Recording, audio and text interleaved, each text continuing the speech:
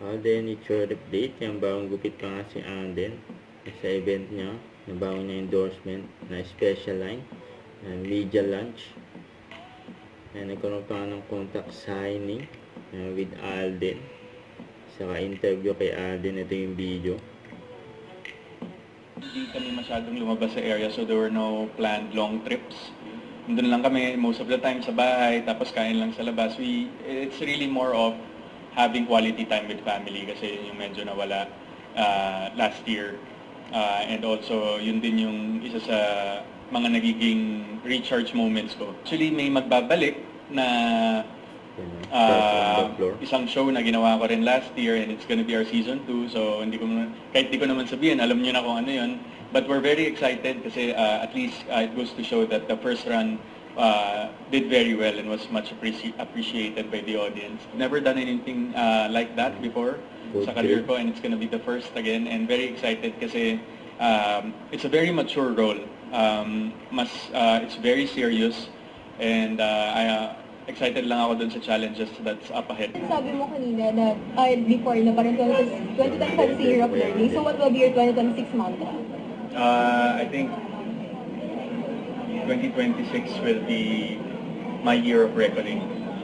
Why? What are you sabing ng reckoning? I think I've already I've reached a point in my life right now that I am so done dealing with things that will not be beneficial in my growth.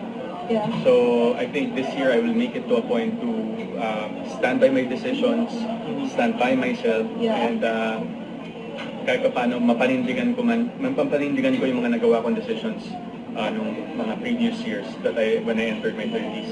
Nag-trending Alden yung The heritage area ng Santa Rosa, which is beside the church, and maraming old houses doon. So parang the mandate, since that area is within the jurisdiction of the National Heritage Commission of the Philippines.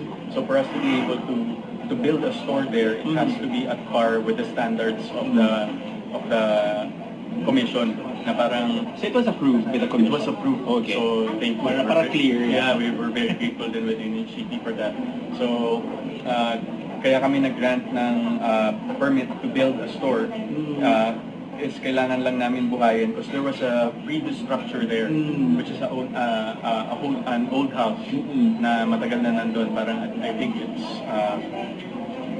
late 1800s to 1900s pa siya nakatayo, and then prior to us using it, prior to the improvements, parang school siya, preschool siya dati. So yun, we're very excited. Specialized clear braces. Hashtag the only thing Congrats kay Alden, bagong yung endorsement bilang brand ambassador, and hashtag special line. Yan pa reaction ni Alden, no? Yan yung posing ni Alden yan. Yan, special line clear braces. Yan, gwapo pa nga ng brand ambassador. Yan, minodel pa nga niya ng special line clear braces, yun, no?